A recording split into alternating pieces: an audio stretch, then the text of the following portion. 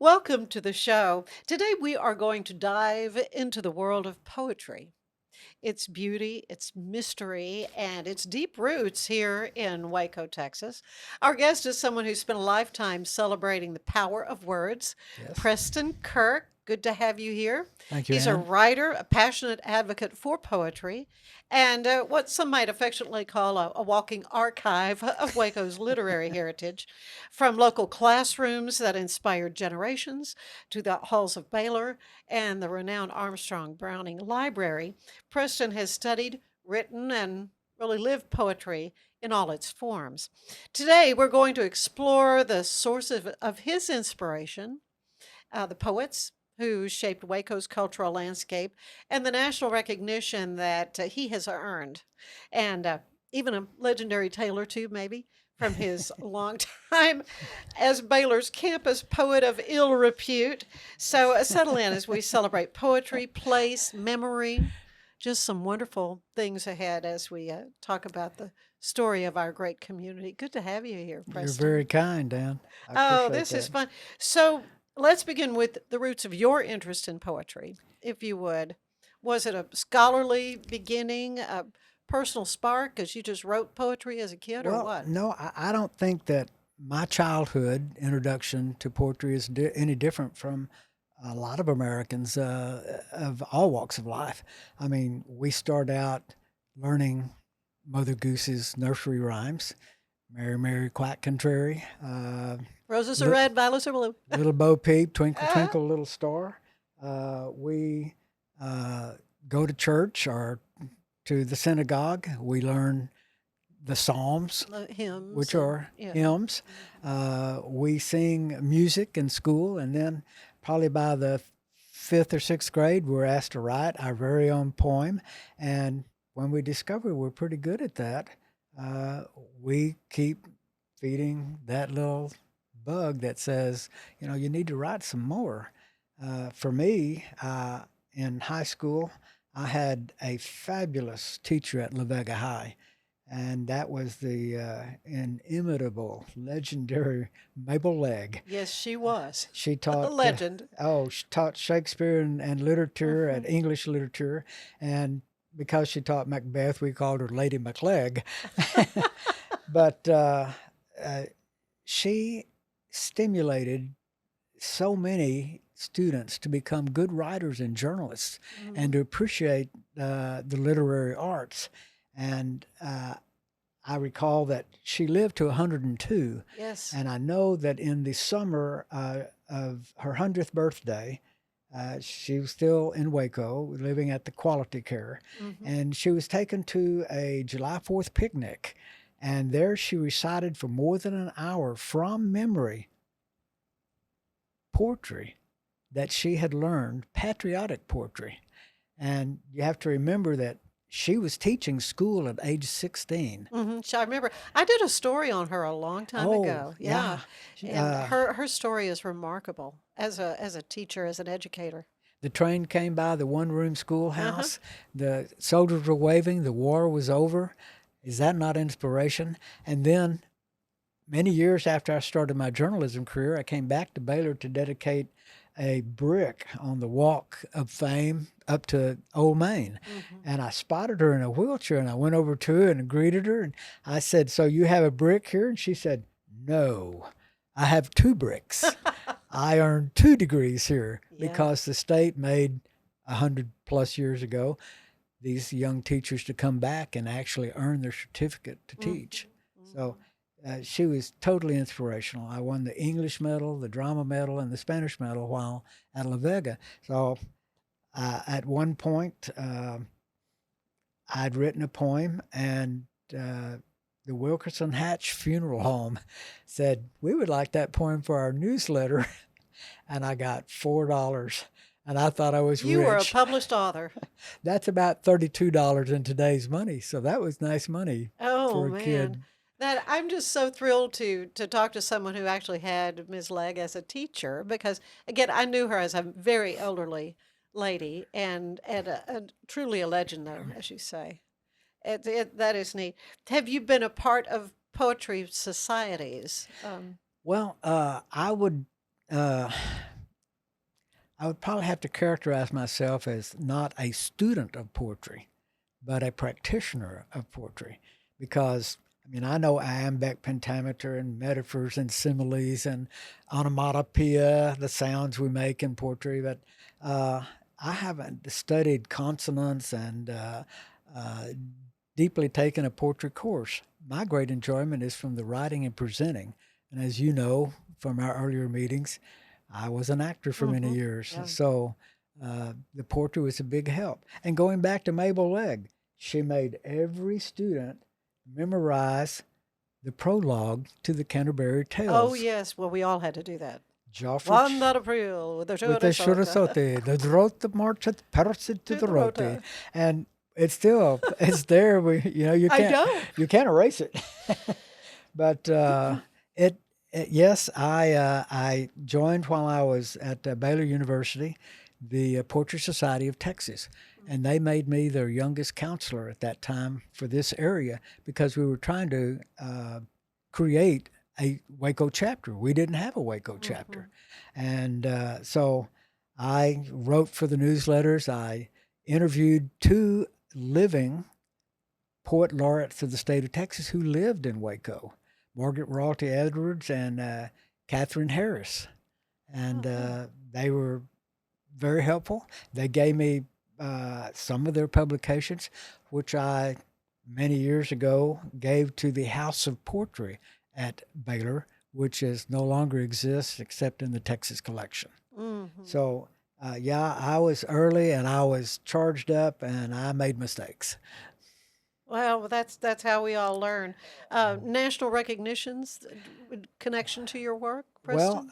I've been in a national anthology called Poems Take Flight because as a journalist, I covered the Apollo space shots 8 through 14. Yeah. I was standing in Mike Collins' front yard, who was circumnavigating the moon when Neil Armstrong stepped off, Mm. and I wrote a poem called The Leap, and it was about our leap into space, starting with Icarus and the winged Mm-hmm. one learning to fly, but how we have taken one step after another to get to the moon. And so they published that. More recently, I was surprised. Someone had submitted a poem of mine to Garrison Keeler. Now he was the Oh, I host. never missed a Prairie Home Companion There you show. go. And he Yeah. does a daily program called the Writer's Almanac, which Uh-huh. is delivered verbally and in print. And somebody had seen it, and, and so I turned on my computer, and I'm over on Traces of Texas, which is a Facebook page, I follow them. That's a great. over 1 million followers. Yeah. And it says a shout out to Preston Kirk for one of the best three poems in October by Garrison Keeler's Writer's Almanac. I mean, Wow. I didn't submit that.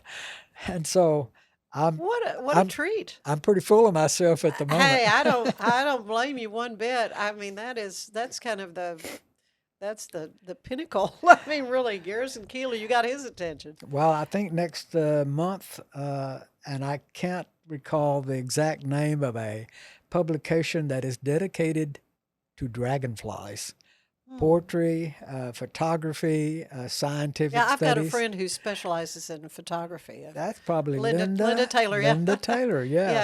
Yeah. Yeah, I'm And going to have her on the show. I've got her lined up. I oh, just haven't she's done it yet. fantastic. She Yeah. went back and found some of my older poems about damselflies and Mm-hmm. dragons and identified them. I didn't know. I mean, that I took 10 years ago. Yeah. And Oh, she knows them all. so they're going to publish That's cool. Conversation with the Dragonfly. And in poetry, we call this personification, which means that we assign human voice and Right. to To other an objects. insect. Yeah, Yeah, that's to right. Yep, insects and that's what it is. inanimate. Yeah. Um, so you're obviously your poetry has and prose has appeared in print. I mean, Houston Chronicle, yeah. literary magazines at Baylor and North Texas State University, uh, newspapers in Belmead, church magazines, anywhere they'll have ink on paper, I'm trying to get in. You're close. So, have you done public readings, public performances I of your have poetry? done poetry slams in Mm-hmm. Austin, which was hosted by the mayor of Austin. Yeah, what And exactly is a poetry slam for folks that well, don't know it's a that term? competition. It's a competition, and the audience tends to be the vote. What I learned, though, in my first poetry slam was the young poets, they talk fast. It's almost somewhere, it's like a rap almost. Yeah. And my delivery was so slow that I think I had the audience attention. They could keep up. And so that was helpful. Hmm. And I've presented at theater lobbies, funeral homes, reunions, churches, just about anywhere you can think of, libraries, and historical society meetings. And I even presented in Galveston a few years ago. I'd written about a ship, a concrete ship that is Hmm. sunk out in Galveston Bay, and it was celebrating its 100th anniversary. Hmm. So, So lot you find your inspiration from all kinds of I, places. I wake up in the morning saying, what am I going to encounter today? I Yeah. mean, I write about sunken ships, nature, emotions. Uh, I wrote a song poem when I came back to Waco 2 weeks before the pandemic in 2020. Hmm. And And welcome back. We're glad you're well, back. You well, and your thank you. wife, yeah. And it's called "You Can't Go Home." But you can. Well, I hope I'll share it with you. It's very I short. would like to, yeah, please. Now, I'm not in my singing voice, so we've got rain and allergies today. You can't go home. In the town where I was formed, Waco, I've now returned, fully reformed. Tell all my friends I'll make amends. And now you've all been duly warned. Been 50 years since I was there, Waco, but I'm still a Baylor Bear. Close again with my dear twin, and Brother Dave can cut my hair. Yes, I know it's Nouveau Waco. Give some credit to Chip and Joe. Half the nation's made it a destination, and we're all eager to see it grow. Waco's a place for growing old, loving on our green and gold. Much to do before our adieu, but we promise you that we'll be bold. Ta-da! Ah, a little nod to the Beatles' Yellow Submarine. I love Yes, it. that's I right. love it. I Uh, love it. Apologies to the Beatles. No, oh, that's why we love poetry. You mentioned funeral homes, but so often, on the program for a deceased person, there'll be a poem, and there's like flowers, and thank you for these beautiful flowers you brought, Thank you. Preston. Happy But Thanksgiving. they have a way of comforting, and so does poetry. Yes, I'm often asked why do we want people to read poetry? Why do we want them to write poetry?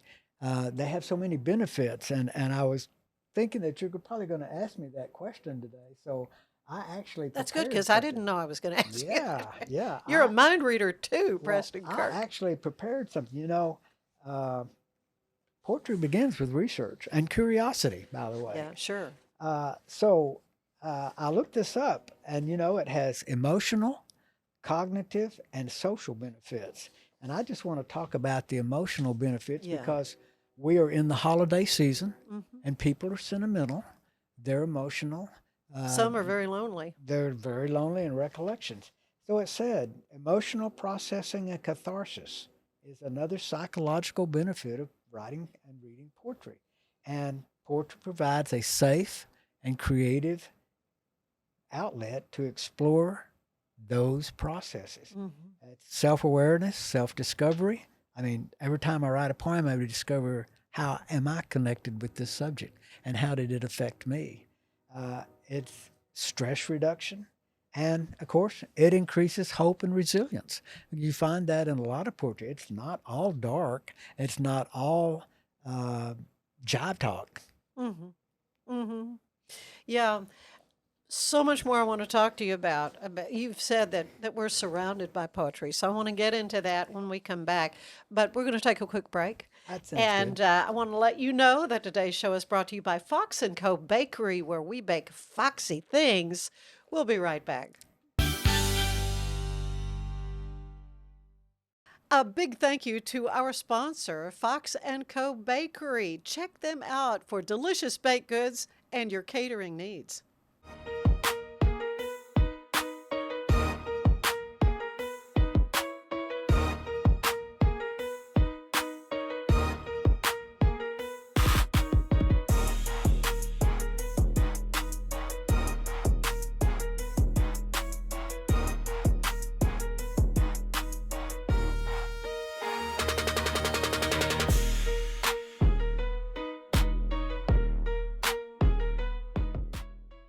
At Mapiful, we believe in celebrating your journey. Our unique personalized products are designed to boost your confidence. From custom home decor to meaningful gifts, we help you cherish the memories that make you who you are. Visit mapiful.com and start celebrating your story today.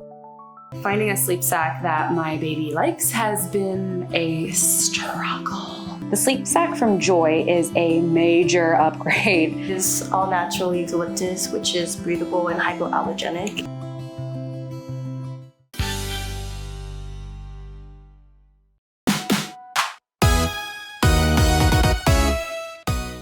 Waco Civic Theater is presenting Every Christmas Story Ever Told and Then Some through December 14th. What begins as a simple retelling of A Christmas Carol quickly snowballs into a laugh-out-loud sprint through every Christmas story ever written. From Rudolph to Frosty and global traditions, holiday chaos you never saw coming is right there. 3 actors, dozens of characters, and an avalanche of festive fun make this the ultimate holiday mashup. Packed with humor, heart, and more holiday spirit than a mug of spiced cider, this show is a joyous reminder that Christmas isn't just one story, it's every story we share, laugh over, and cherish together. The Dr. Pepper Museum welcomes Waco and the surrounding communities to a Dr. Pepper Christmas happening Saturday, December 13th from 4 to 7 p.m. Whether you're a longtime Dr. Pepper fan or simply looking for a unique holiday experience, you can join them for an unforgettable celebration as a community. There will be a meet and greet with Santa, a holiday make-a-soda experience, free museum admission, and holiday raffle baskets. A Dr. Pepper Christmas is a free event excluding the add-on ticketed experience, so be sure to join them for the magic of a true Dr. Pepper holiday. I'm Elizabeth Riley with Act Locally Waco, and I will see you next time.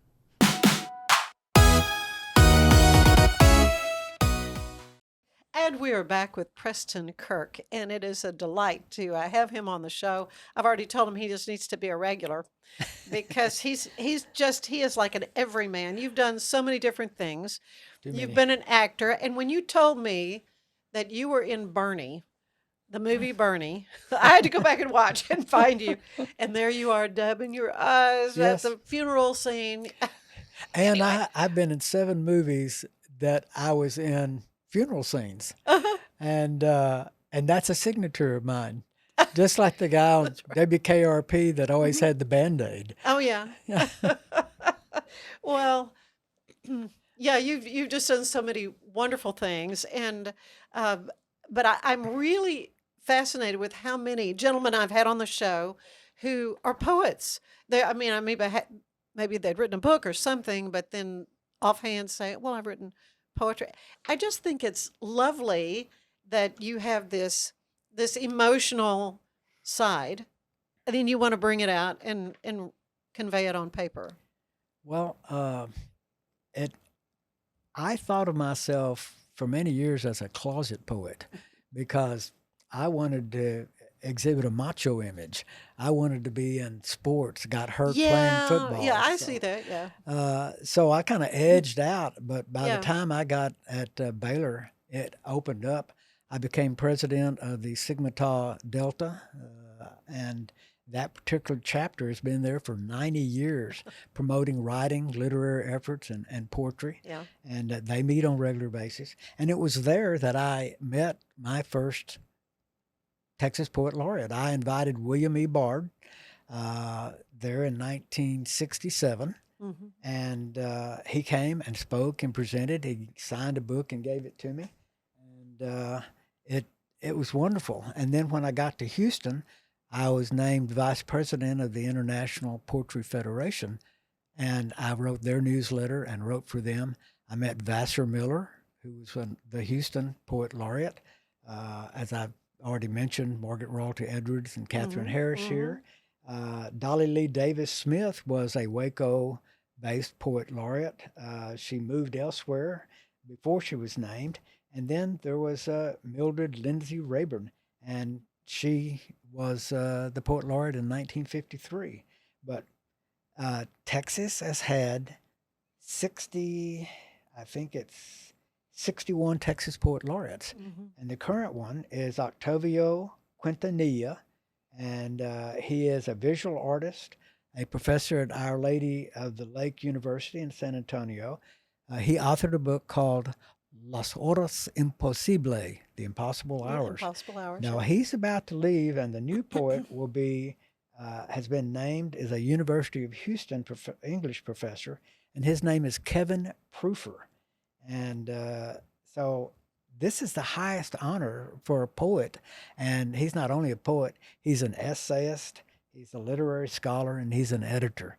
So this is a level that poets should aim for, and many of them come right out of the Poetry Society of Texas.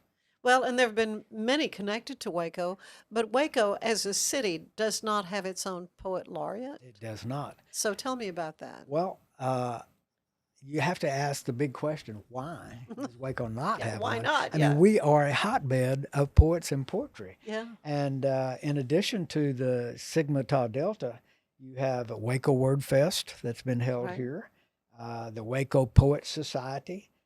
You have one called Heart of Texas Poets. They call it Hot Poets. I like Poets. that. Yeah, I got you.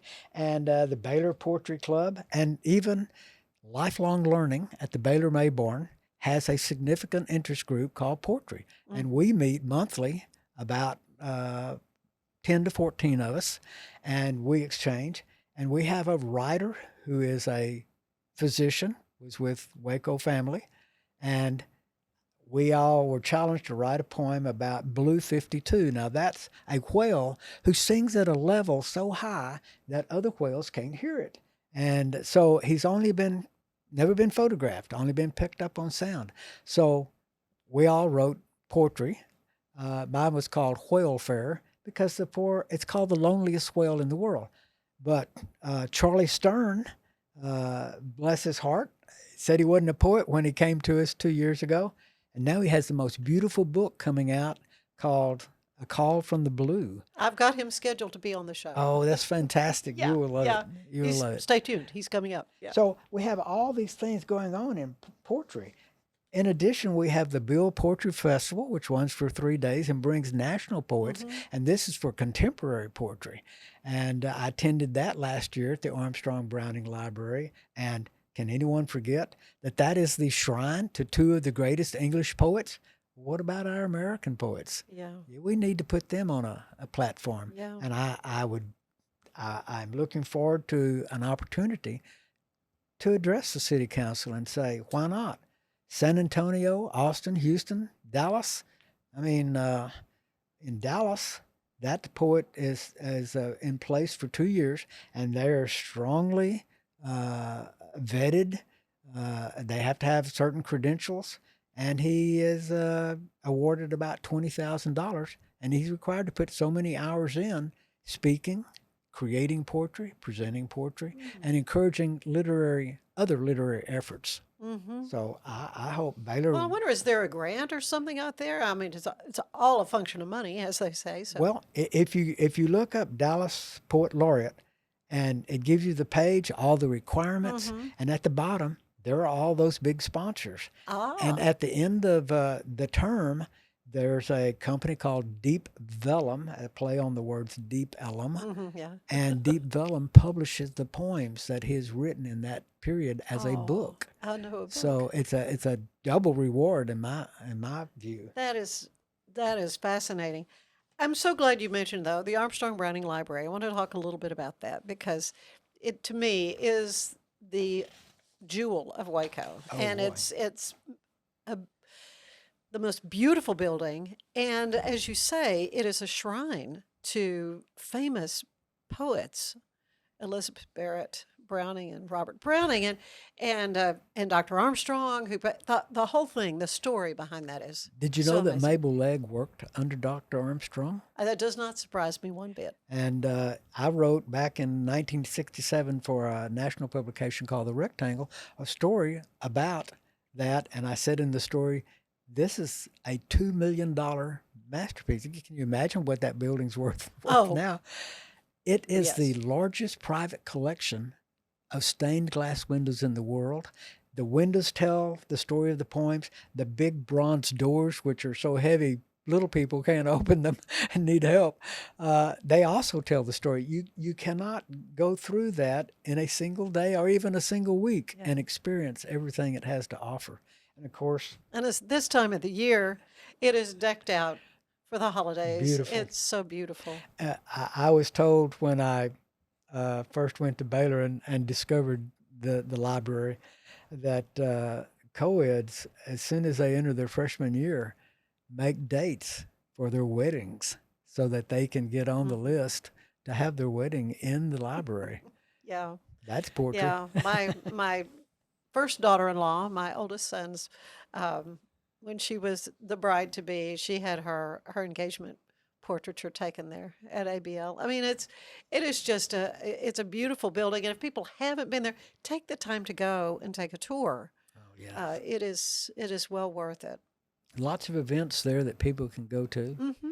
So Oh, I would yeah. recommend. In fact, speaking of events, click on your web search and look for open mic events in Waco. Brotherwell Brewing has a regular event. There's one at a coffee shop across from Hotel 1928 occasionally, and So an open mic event means poetry. poetry. Okay. And you simply need to arrive early, sign up, and present your poetry to an audience that is attuned to poetry. And I think the Fabled Bookstore and Cafe, I presented there a couple of times. I presented on National Public Radio in Dallas, and it is a thrill to have that affirmation of talent that I think is God given. Yeah. Oh, yeah. And well, but you're willing to use it and share it, which is so great. So let's circle back to this little known tale about your tenure as Baylor campus poet of ill repute. Well, And you had a run in with Baylor administration? yes, I did. I was the editor of the Phoenix, which is a literary, an editor of the Phoenix, which is a literary journal at Baylor. It's been there for many, many decades. And as I said, I was active in the Poetry Society and Sigma Tau Delta, and I was pretty full of myself.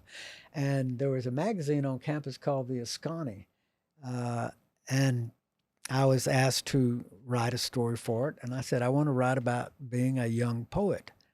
Well, I made all kinds of tragic mistakes. I wrote as if the young poet, myself, was riding a motorcycle around Waco and across campus, which I did. And I was critical of what I saw. And I was critical of older poets.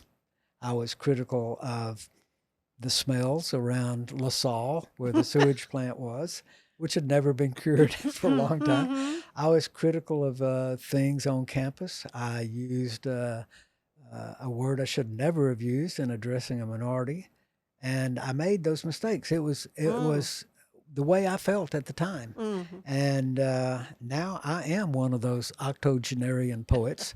And Margaret Raltis had told me, and I know she impressed me before I wrote this. She said, we need the organizing of poetry in Waco. We need to leave that to younger poets, younger people who want to move in literary circles. Well, I must have embraced that a little too much.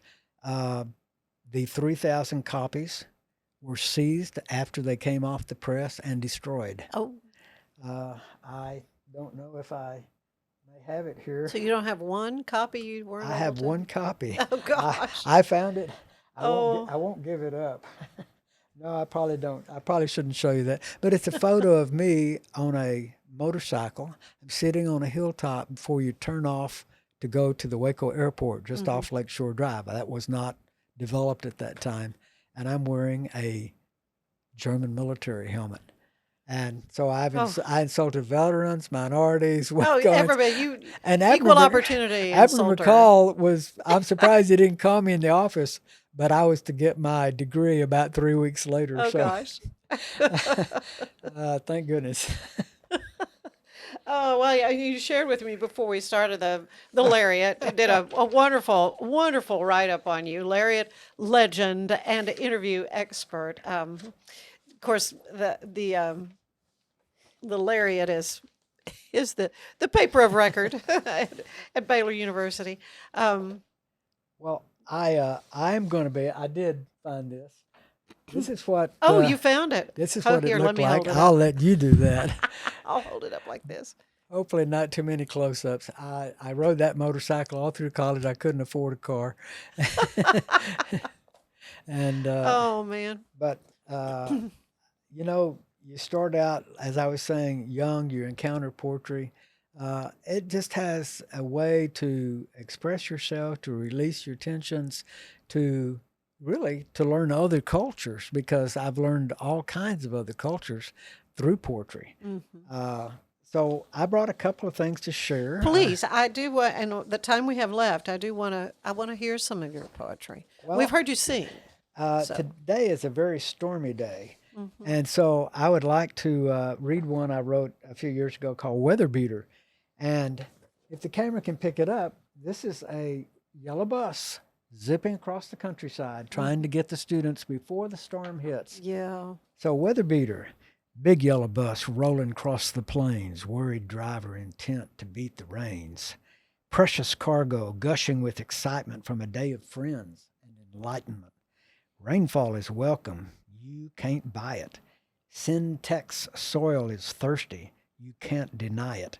A real good soaker could end a forest fire, but a deluge makes flooding that much higher.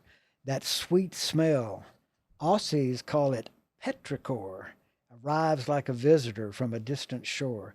The dog's inside and the chickens are penned, the car's in the port, and here comes the wind. Farmers and ranchers hurry and scurry. Moms think of their kids. They try not to worry. But that bus rolls up in the nick of time, just minutes ahead of a Texas squall line. Now it can pour, fall, pound, even splatter, shower, pelter, or burst. It doesn't matter whether it's mizzle or drizzle or a real monsoon. The bus got here first on that stormy afternoon. Kind of like we're having today. Yeah. Yeah. But in Texas, we don't usually fuss about the rain. Oh, that's We're true. glad to see it. But you know, in this period of the holidays, I reached back and I wanted to find something very, very special. And it's a poem that I think I can get my hands on it here pretty quick. You Didn't Call Today. And it's about a person who's kind of down and out. And he's trying to reach his girlfriend. Now, this is a photo that was provided to me by a professor. The wall phone. Yeah, a professor at St. Edward's University. And from his photos, many of my poems are written from images and photos. And so it's a phone on an ugly wallpaper in a hallway. Yeah. And the man writes this way, and he's obviously lonely. You didn't call. My pay, my room, the whole world's gotten small. But there's an ugly phone just down the hall, firmly fixed to the boarding house wall. Communications central for one and all. I close my eyes. The wallpaper makes me puke. And wait patiently as if it might ring by fluke. And if it were to ring, even just by chance, and was for me, I'd break into a happy dance. I often swear at Alexander Graham Bell, but he's not to blame for my low rent hell. I stare at the instrument of his mighty success, and I rue the days and nights of my excess. I've worn a rough spot on the hardwood floor, standing by that lonely phone outside my door. Sure, I could hear it in my cramped, foul room, but I wait in the hallway to escape the gloom. The silence speaks volumes. You were a boozer. You ran away. You try but fail. You're a loser. When I'm not washing dishes for dismal pay, only cigarettes and coffee seem to fill my day. It's raining now. As I wait and quietly cry, without your voice, I might curl up and die. But I've not heard a word from you, baby doll, because once again, you didn't call. Mm. So we vanquish those emotions by letting them out, I think. Yeah. And I appreciate you letting me read a couple of things. Oh, Preston, I love it. I love hearing poetry read and the emotion that you convey. Well, maybe you should challenge your viewers to a limerick contest. Okay. And that's only 5 lines. In fact, do you know what the most popular poetry in the world is? What? 2. Free verse and haiku. Haiku. Which is only typically 3 lines, can be 7, but there are 163 forms of poetry. And when I was managing the cultural exchange between the Netherlands and Texas, John Conley was involved. The minister Elko Brinkman was involved from the Netherlands. One of the aides said, "I hear your report. Do you know about concrete poetry?" There was a form I had never heard of. No, so what is that? Well, I wish I could tell you, but that was 30 years ago. Okay. And but poets, I say, come out of the woodwork. Show us what you got. Don't be shy. Don't be ashamed. I mean, put your talent out there. And I think with the city's help, maybe a poet laureate, ours will stand out with the other great cities in the state. I don't think there's any question that Waco's got some amazing poetry. And of course, you said, where do we hear poetry? Well, you even hear it in commercials. And so last night when I was pulling my notes together, suddenly the Brill Cream song came on. Brill, and you sing it as a young kid, so this is where you get in poetry. Brill cream, a little dabble, do you? Brill cream. You know the next line? You look so debonair, Brill cream, all the gals will pursue you. They want to run their fingers through your hair. I never remember. So that's how we begin to embrace poetry. Yeah. And then it embraces back. So obviously advertising has latched onto that. I guess I should be labeled what? The Pied Piper of poetry promotion. And that's good. That's good. Oh, Preston, you were just a joy, and really so lovely to get to hear your poetry. And you need to come back because we'll talk about a different aspect of your life. Talk more of about the acting. I think would be fun, but it's a joy to have you here. Well, you're an asset to helping all of our organizations and interesting individuals share themselves with others in the community, and I salute you for that. Great fun. Thank you, Preston. Thank you, and happy holidays. To you as well. Stay with us. There is more of the show ahead, and we'll tell you that today's show is brought to you by Gather & Co. Kitchen and Bath, where they are transforming houses into homes. Stay with us.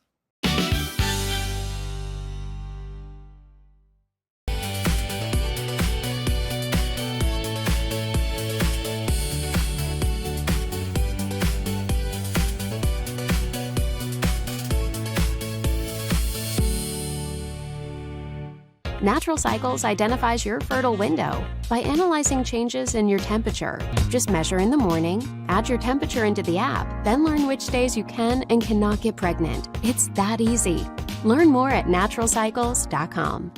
It's the Restore Clarity Focus Patch, my little secret weapon for staying sharp, focused, and on task. Each box comes with simple instructions inside, so you always know exactly how to apply it. Each patch lasts for 3 days. I love that I can wear it all day. BadCreditLoans.com is a pioneering service provider that has carved a reputation in the financial industry. Simple, fast, and reliable loan application process. and its commitment to responsible borrowing makes it a trusted partner in the journey towards financial stability. But boy, it looked effortless. Man, watch this. Layups, floaters, threes. He was like an unsolvable equation. I was born like this. His resilience, his strength, his belief, adversity never stood a chance. Know your power. We offer fast shipping, exceptional customer support, and furniture solutions that stand up to high traffic environment. Elevate your space with BizChair's vast selection of stylish, reliable, and cost-effective furniture. Visit us today at bizchair.com to transform your business. Experience with the Bosley MD hair regrowth kit was amazing. It was easy to use. It let me take off my hat. I could go in public and have my picture taken and feel normal again. BosleyMD.com. At Tusain's, we understand that maintaining a healthy lifestyle can be challenging, especially in today's fast-paced world. That's why our mission is to make fitness accessible to everyone, anywhere. Visit Tusains.com today and start your journey to better health. That's TOUSAINS.com.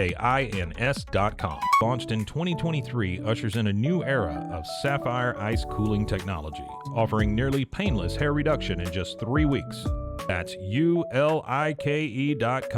You like. And welcome back to the show. I'm telling you what, this is the best time of year. It truly is, because we are going to be going to the Mayborn Museum, Bill and Vera Daniel Historic Village, for the lights in the village, which is something, Rebecca Knoll, we've been doing for, 6 years? Yes, this is now? our 6th year. Well, it is a great fun for me. Last year I got to sing in the church, and I'll be doing that again on the Friday nights, the 12th and then the 19th. So this is just a weekend-long thing. Yes, Friday, Saturday, Sunday, 2 weekends in a row. All right, and so what we're going to be doing there in the village, which is decked out, decorated so beautifully. There's a little train you can ride, and Mr. and Mrs. Claus will be there, and the music in the chapel. I'll be singing sing-along show in the chapel. Yeah, there really is so much to do, and the village looks so magical at Christmas with all of the lights. And as you mentioned, we'll have Santa and Mrs. Claus. We'll also have a Santa's workshop. So Designed In, our makerspace, has a Santa's workshop that's outside in the historic village, so families can make their own Christmas cards, or choose to mail Christmas cards to other folks in town. And we'll be making, I think, some Christmas ornaments, and then we'll also have the music and the petting zoo. The petting zoo is always such a hit. It's usually at the very far end of the village, over by where the barn is. And there's always some really fun animals. There's alpacas. There were some rabbits last year, some cute little pigs. That's so cute, so fun. Well, it is obviously for the whole family. It's just a fun evening, and a great way to kick off the holidays. You will be having a tree lighting. I know last year it was kind of at the end of the evening, but you've kind of flip-flopped. Yeah, we flipped it this year to be the kickoff for the event. We heard from a lot of our families that have younger kids that really having it at the end of the night, their kids had, turned into pumpkins by then. It's time to go to bed. Yeah. And they weren't able to participate in the tree lighting, which has been such a fun thing that we've added to Christmas lights in the village. So now it's the very first thing that you'll do. We'll gather around the Christmas tree each night, turn the lights on, and sing a carol all together. Yeah, we sang Christmas Carol last year. And so we'll have some guests lighting the tree each night. I know that Waco Civic Theater is coming a couple of nights, and so they'll help us kick off the event. Well, you've got a bunch of wonderful elves who've been busy helping you get everything ready. The decorating of everything is that's got to be loads of fun. It is. We're busy working on that. We're almost done now putting on the finishing touches, because it will open this Friday. I know, it's coming December right 12th. up. Yep. Yeah, so there are tickets available. Yes. So how do you do that? How do you get a ticket? So you can purchase your tickets online in advance, and we're doing something different this year where you can purchase a ticket to Christmas Lights in the Village, and then also like an add-on ticket. There would be a discounted ticket price to go to the museum during the day. And you don't have to use those tickets on the same day. That could make a long day. It really could. And then Yeah. we kind of close for a little bit in between, so you don't want to just be hanging out.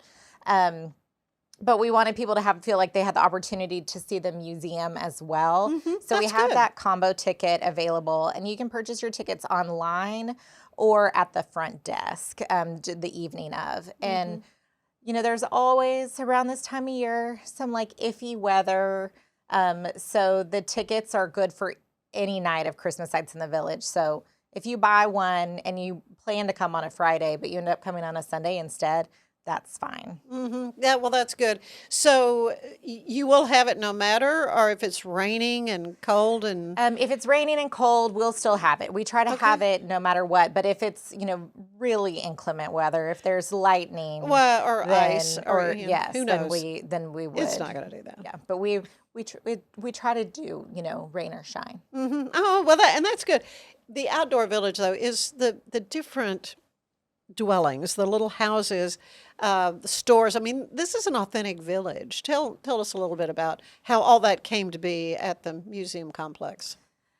Yeah, so the village was was put together by Governor Bill Daniel and his wife Vera, and they lived in Liberty, Texas, and East Texas, and it was donated to Baylor in the 80s. So in the 1980s, it was moved to campus in its current location, and that's before the Mayborn was there.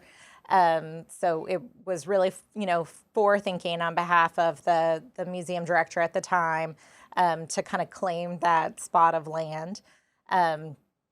And so it really represents, we've interpreted it to represent life in the 1890s of a small cotton community. So it's not representing Waco. In the 1890s, Waco was actually a pretty big, a bigger sized city. Oh, sure, it wasn't a village like that. But we have 9 wood-framed buildings outside, and so we have, you know, a landowner's house, a cook's house. That's usually a separate building, you know, in case of a cooking fire. You don't want your attached to your house. The house is like a dog trot, an authentic Texas dog trot. Yeah, house. the landowner's house is a dog trot, you know, which you would need in Texas, you know, prior to air conditioning. Or just for airflow. Exactly. Yeah. There's a schoolhouse, which is always a favorite. Oh, my granddaughters love to ring the bell. Yes, you can ring the bell. You can also ring the bell in the church. And I know you're familiar with our church, but you can go in. We have, you know, beautiful pews, and you can stand at the pulpit. We have Bibles in the church. You can play the piano. You can go into the commissary or the general store and look at what a Sears catalog would look like. We have a replica of a Sears catalog from that time period, and you know what you could purchase in a general store versus what you had to order. Yeah, it's very immersive. Our families really love it, and it is, you know, so wonderful to, you know, bring some Christmas spirit to it this time of year. Oh, yeah. Well, you know, and you mentioned the opportunity for you to try your hand at some handcrafts with making the Christmas cards. I did that last year. It was so much fun, and you can also just make them and then you'll send them to like nursing homes. Yes.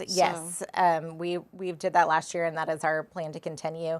Last year, the Christmas card decorating was so popular. It was very crowded that we've moved it into a larger space this year to allow for a little bit more room. So it's going to be over in our carriage house area. Okay. Just so more people can participate. Yeah. Well, I want to look ahead. Just got a couple of minutes left, but Cultural Crossroads. This is coming up in April. It is. I know we're talking Christmas today, but April will be here tomorrow. Yes. The way time flies. So tell me briefly about what's coming in April. Well, our building is currently under renovation. If you're familiar with our Texas Lifeways exhibit, where we're telling the people story of Central Texas in the 1800s, we're redoing that exhibit, but adding 5,000 square feet of exhibit space to the museum. So we're talking about the rich cultures that lived here in the 1800s, and, you know, how those stories really contribute to who we are as Waco, as Central Texas today. And you'll be able to walk into a church and listen to excerpts from the Black Gospel Music Archive. We'll have a replica of the suspension bridge that you can kind of, walk out into the historic village. You can play a game called Gone to Texas. So we'll have a board game in the exhibit where you can, learn about the challenges that people faced whenever they were, moving to Texas during that period. It's going to be, really interesting and offer a lot more opportunities for hands-on engagement for people of all ages. Our natural history wing is really, geared towards more adults where, we're talking at that level. But we know that we need it to be a little bit more hands-on really for everyone and more immersive, and we can't wait. They've been knocking down walls. It's really exciting to get to see the progress. Well, it's a delightful aspect of the Reigniting Curiosity campaign that has been your hallmark for the last many months. And Mayborn Museum is just such a fun place. I mean, it is a go-to spot. And, of course, the holidays with the lights at the village. Again, they can come and get tickets there if they want, but you can go online. Yes. And what are the cost of the tickets? So the Christmas lights is $12. Okay. For everyone, adults and children, or for museum members, they're $8. Okay. Good reason to go ahead and get that museum membership. Absolutely. All right, Rebecca, always a delight. Thank you so much, and I'm looking forward to being there on the 12th and the 19th, the Friday nights of the Christmas lights at the village. And we're going to sing some songs in the chapel. So thank you so much, and we're excited to have you. Well, it's fun. Thanks. Stay with us. There is more of the show ahead. Serving Central Texas since 1889, TFNB Your Bank for Life takes pride in being more than a bank.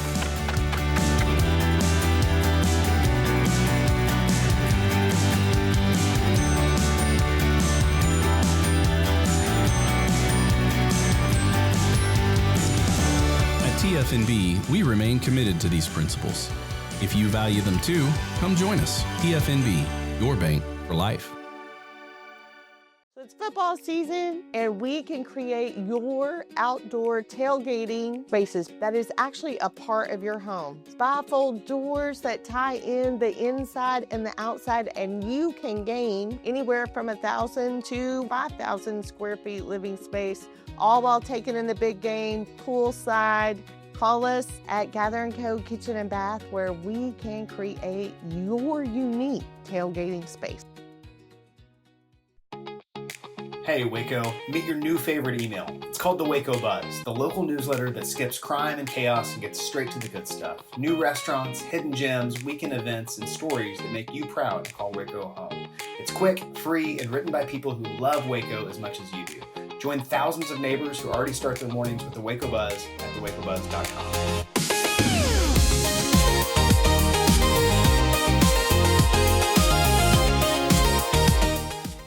A journey into new thoughts, new cultures, new adventures.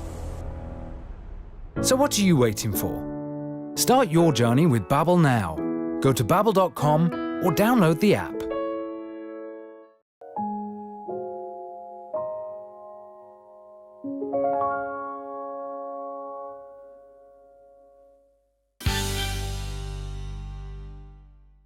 Christmas time is always special at the magnificent Armstrong Browning Library. It houses the world's largest collection devoted to the lives of Victorian poets Robert and Elizabeth Barrett Browning. Here you can get a glimpse into their everyday lives. And besides, who doesn't love a wonderful love story? How do I love thee? Let me count the ways. Executive Director Jennifer Borderud says this beautiful building was the vision of longtime English Department Chair Dr. A.J. Armstrong. It was needed to house the university's growing collection of Browning memorabilia. In the late 1940s, Baylor President Pat Neff gave Dr. Armstrong $100,000 if he could match it. Dr. Armstrong far exceeded those expectations and did raise enough money, and it was about $1.7 million when this building was completed. We begin our visit in the awe-inspiring McLean Foyer of Meditation, with its 40-foot ceilings and recessed dome covered in 23-karat gold leaf. It looks like velvet.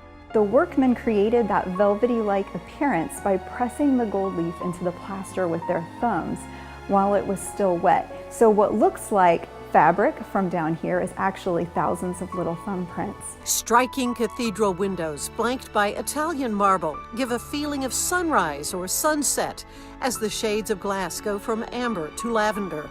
The library boasts what's believed to be the largest collection of secular stained glass windows.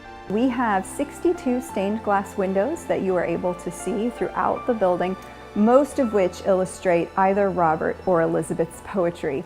A unique item is the bronze cast of the poet's hands, commissioned in 1853. What's interesting about this particular sculpture is that we can tell how small the Brownings were. Elizabeth's hand is the one there on top. Indicative of their love story, which began when Elizabeth Barrett's distant cousin, John Kenyon, played matchmaker. He encouraged Robert Browning to write Elizabeth a letter of introduction. That began a correspondence between the two poets.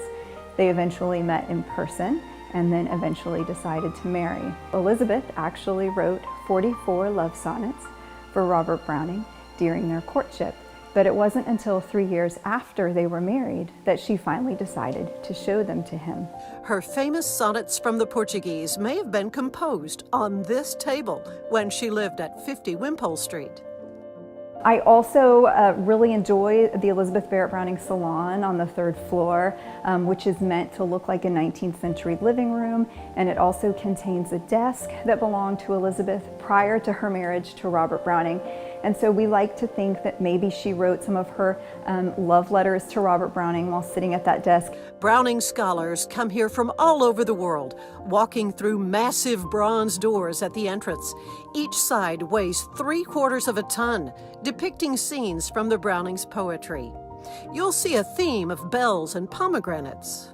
We think that to Browning, the bells represented the music of poetry, and the pomegranates with their many seeds represented sort of the many forms of meaning that you can find in poetry. And you can view priceless artwork and furniture in the Hankhammer Treasure Room, some of it belonging to the Brownings.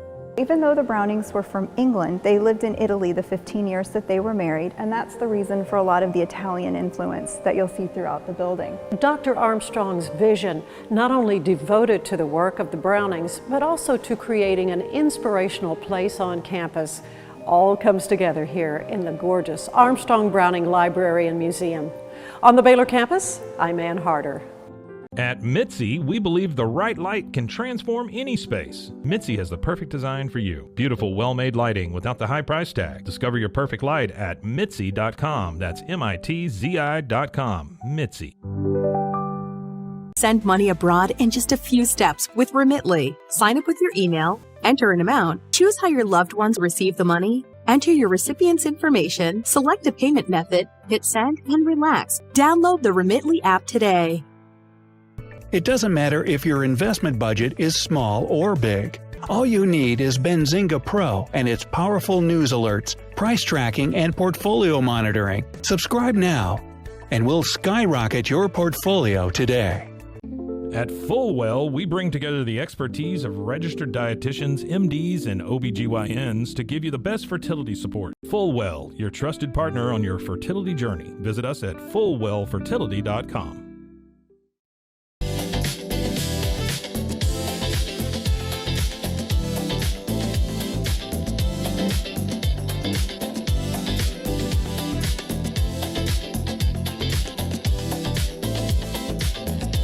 Unlock a world of convenience with Mully Box, your one-stop solution for personalized subscription boxes delivered right to your door. Each box is tailored to your taste. Mullybox.com. That's MULLYBOX.com.